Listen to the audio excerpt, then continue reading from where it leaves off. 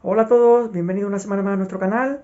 Vamos a ver el vídeo de esta semana, que es por qué a pesar de que hay inflación no están subiendo los tipos de interés, ¿vale? Los tipos de interés son el único mecanismo que se conoce para frenar la inflación. Veremos ahora por qué.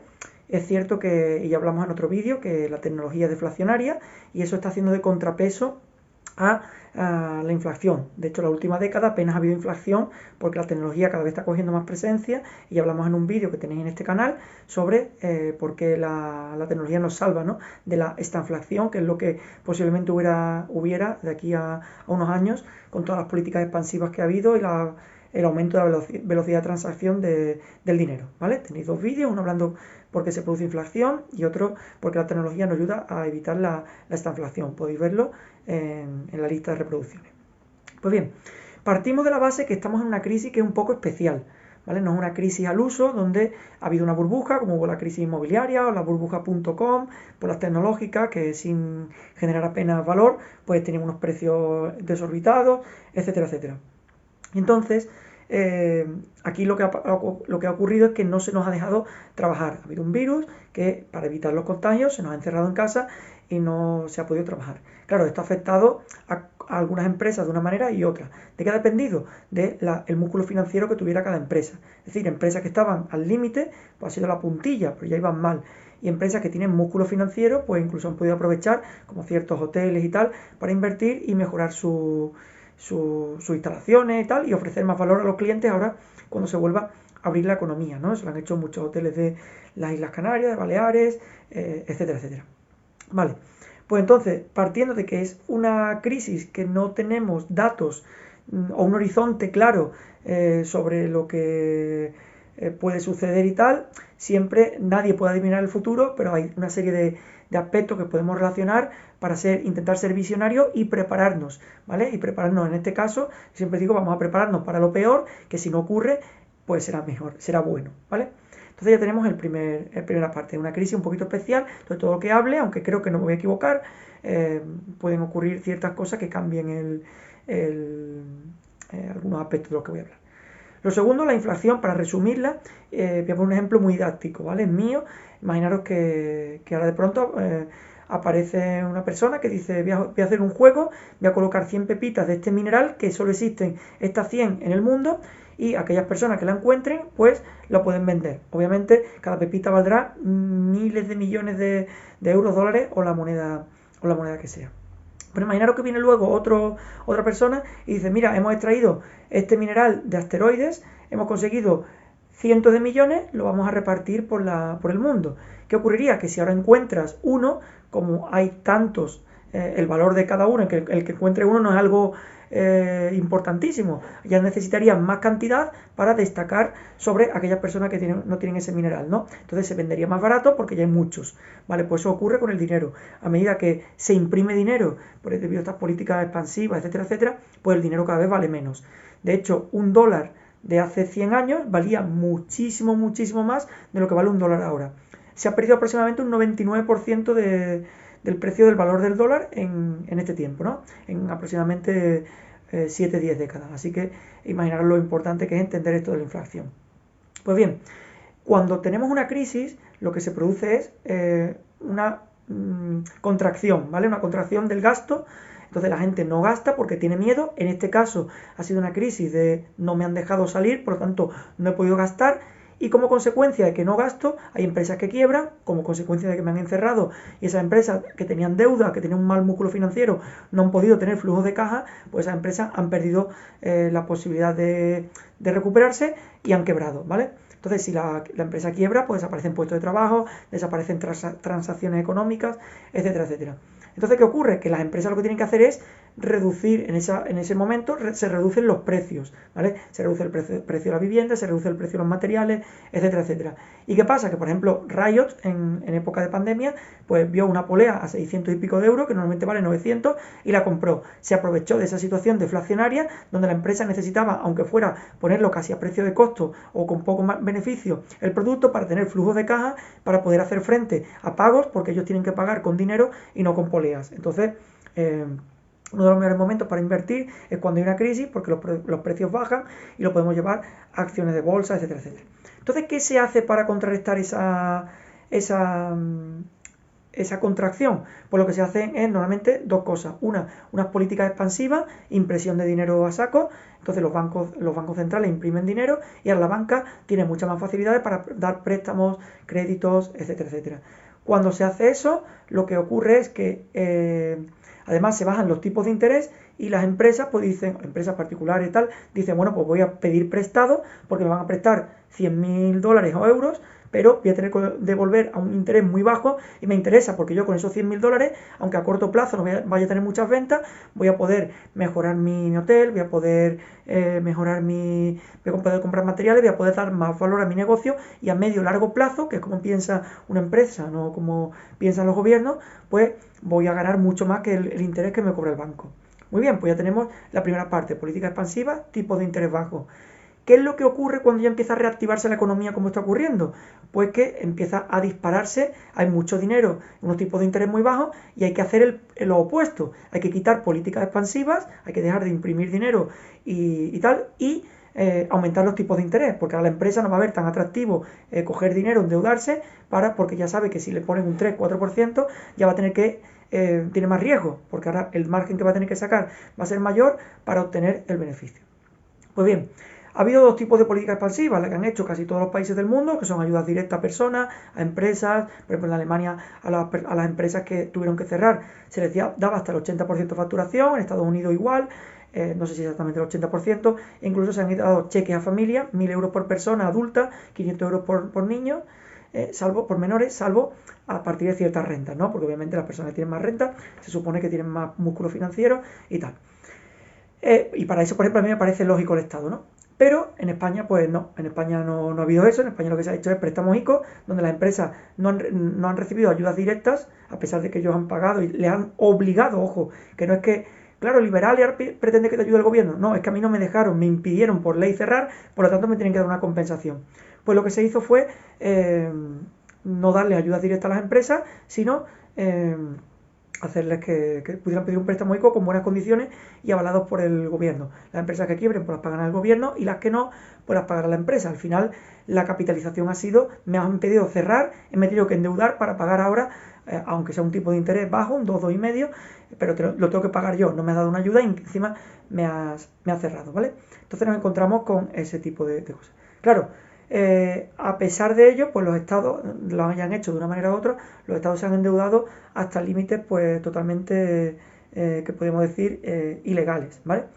¿Y qué ocurre? Pues que se está disparando la inflación. En Estados Unidos ya está más de un 4% y en la zona euro, si no recuerdo mal, cerca de un 2%. Y va a ir subiendo. ¿Por qué? Porque todavía hay políticas restrictivas y a medida que se vayan abriendo ahora empieza a aparecer el ocio nocturno, la gente empieza a tener confianza, empieza a gastar, ahora llega el turismo, etcétera, etcétera. Pues ¿qué ocurre? Que la gente como quiere reservar hoteles, los hoteles están casi llenos y tal, los precios van a subir de los hoteles. Como los precios suben de los hoteles, a la persona le cuesta más dinero pagar eso, ¿no? Entonces lo que antes te costaba el verano pasado podía haber sido 1.000 euros una semana con vacaciones, con toda una familia de 3 personas, alojamiento, comida y viaje, pues ahora te puede costar un 5, 10, 15, 20% más, ¿vale? Y todo pues, puede ir subiendo como no se pare la inflación. Entonces nos encontramos con un panorama donde hay que hacer algo o esperamos que la tecnología que es deflacionaria vaya a hacer de contrapeso a la inflación. Pues bueno, pues lo que están decidiendo la Reserva Monetaria, los bancos centrales, la Fed, es no actuar de momento, ¿vale? No se prevé que hasta 2023 vayan a subir los tipos de interés. Y yo aquí tengo una teoría, que es la de siempre. A pesar de que estas entidades no deben favorecer a nadie, sino que deben preservar la salud de la economía sin favorecer a nadie, pues aquí creo que se está haciendo lo de siempre, se está favoreciendo a los estados. ¿Por qué? Porque los estados se han tenido que endeudar muchísimo para hacer frente a esta crisis.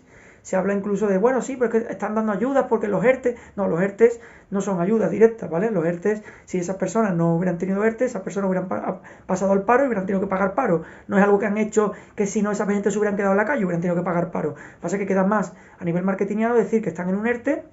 Además te obliga luego a contratar a las personas si no tienes que devolver ayudas, no sé en qué porcentaje, pero tal, ¿vale? Entonces, los estados se han endeudado, están pagando a esas personas el ERTE, están pagando paro, están pagando políticas expansivas monetarias para favorecer y reactivar la economía. Claro, cuando una persona está endeudada, si ahora no tiene músculo financiero, como ocurre en un estado, imaginaros una empresa, ¿vale? Que esa empresa tiene una crisis y esa empresa pues le cierran.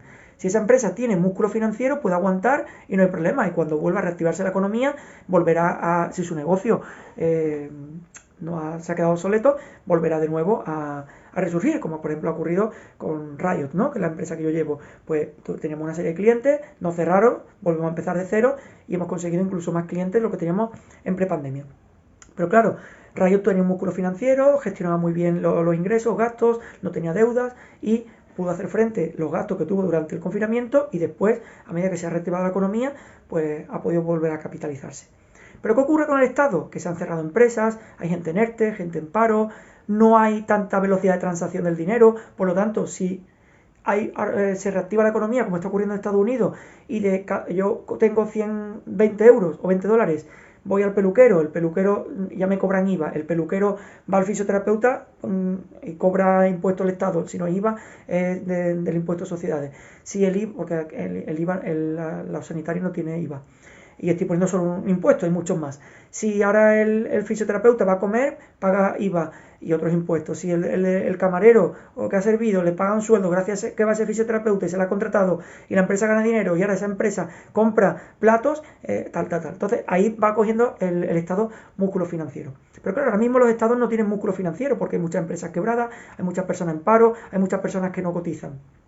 Y en vez de coger y decir, vamos a hacer una medida que a corto plazo puede perjudicar, y hablo de meses, vamos a reducir impuestos, ¿para qué? Para que las empresas se capitalicen. ¿Cómo se capitaliza? Van a contratar más gente porque van a obtener más beneficios, la empresa siempre va a buscar crecimiento, la empresa no va a buscar quedarse con el dinero. La empresa si gana 100 en un año va a invertir casi todo para ser más grande y al año siguiente invertir todo para ser más grande y eso hace que mientras más empresas haya y más contraten y más compren, el Estado siempre va a ganar más. Pero no, son cortoplacistas, lo que están haciendo es subir impuestos. Es decir, la economía está hasta aquí, las empresas que estamos sobreviviendo, algunas van muy bien, otras no, están al límite. Pues si tú le subes los impuestos, pues lo que va a ocurrir es que va a haber economía sumergida, va a haber bajadas de sueldo y la gente entonces se va a contraer el precio. Pero bueno, eso ya sabéis, tenéis 2 vídeos anteriores a esta de lo que pienso sobre esas políticas de subir impuestos, subir impuestos, subir impuestos.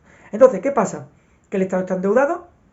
Y si ahora subieran los tipos de interés y se tiene que seguir endeudando porque no va a poder mantener estas políticas de expansión, ya que no tiene tanta gente que está cotizando ni tantas empresas que han quebrado y tiene que dar tiempo a que eso ocurra, pues ¿qué hace? Pues con el músculo financiero, digamos que nómina a base de saquear a los ciudadanos. Y por eso suben y hay como 17 impuestos nuevos que se han aumentado y los que vienen. Incluso se habla de reducir el IVA reducido y perreducido, se habla de subir la cuota de autónomo, que bueno, que yo creo que no la van a subir a los niveles que han dicho, pero sí la van a subir, pero lo ponen muy alto para que después, dice, en vez de 1.200, los más altos, 800. Y la gente, digamos que se conforma, ¿vale? Es un truco muy antiguo, pero que bueno, que es más antiguo que café migado, como se dice aquí en Andalucía, pero que la gente le cuela, ¿no?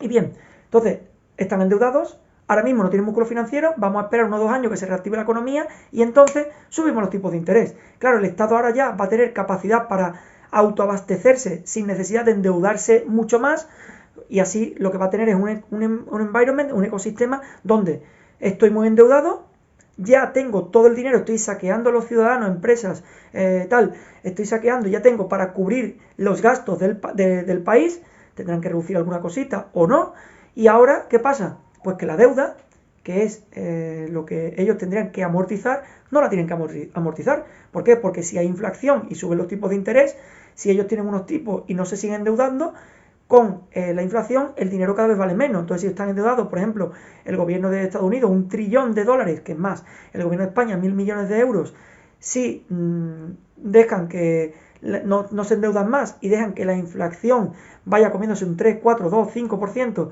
de la deuda cada año, pues a largo plazo esa deuda cada vez va valiendo menos. Es decir, ese dólar que podía tener de deuda hace, me lo estoy inventando, 100 años Estados Unidos, si ahora tuviera $1, pues ahora no sería prácticamente nada. Y así es como, por ejemplo, sobreviven los estados, porque no hay otra. Entonces, ¿esto qué pasa? Que esto perjudica al que lo hace bien. Y no al que lo hace muy bien, sino al que lo hace bien. El que lo hace bien es que tiene ingresos, gastos controlados y ahorra. Pero ¿qué pasa? Que como no invierta, por eso no lo hace muy bien, sus ahorros cada vez van a valer menos y va a ser cada vez más pobre a pesar de tener 20.000 euros nominalmente en su cuenta. Esos 20.000 euros dentro de 10 años valdrán como 15, 14, 13, 12 o 16. Así que nada, tienen el hat trick. Me puedo endeudar porque cualquier persona o empresa o particular que tenga una deuda de más del 100% de su capacidad de ingresos en un año, salvo hipoteca, que es un caso especial, el banco le diría, toma, no te voy a dar más deuda, a ellos sí. Lo segundo es que me van a dar tiempo para que yo tenga músculo financiero y voy a adquirir mi nómina saqueando a empresas, trabajadores, a autónomos, etcétera, etcétera. Por lo tanto, tengo un año y medio hasta que se reactive bien la economía para que haya mucha velocidad de transacción del dinero y encima que subir los impuestos voy a obtener más de cada persona. Aunque yo pienso que las teorías económicas liberales hablan de que si tú vas a impuestos vas a subir las personas, el volumen de personas que van a cotizar y eso al final alarga por volumen va a obtener más ingresos. Y la tercera, la inflación, la voy a quemar pasivamente. Así que tienen el hat trick. Bueno, pues este ha sido el vídeo de esta semana. La semana que viene hablaremos de 7 pasos para protegerte de todo esto. No hablaremos solamente de que hay que invertir y tal, que eso ya lo sabéis, sino 7 pasos desde cero para que tu economía se pueda preparar para esta inflación. Y ojo, aviso, que si no ocurriera, como yo lo estoy comentando, porque la deflación, digamos, la tecnología deflacionaria iba a hacer de contrapeso muy importante, aunque yo creo que a corto plazo va a seguir subiendo la inflación, pues estarás en un momento brutal y tu economía habrá mejorado mucho más de lo que te espera y no solo te habrás protegido, sino que estarás en una posición privilegiada. Así que nada, dale like si te ha gustado el vídeo, compártelo, somos poquitas personas, no crece muy rápido el canal, creo que la información que doy es muy valiosa, pero bueno, también entiendo que es algo que a la gente no lo ve, no es muy tangible y solamente soy unos pocos los que veis que esto es importante y ya os digo que va a afectar a todo el mundo, independientemente de que estéis suscritos o no a este canal, que le hagas caso o no a este canal. La inflación es el impuesto invisible y cae a todo el mundo. Saludos.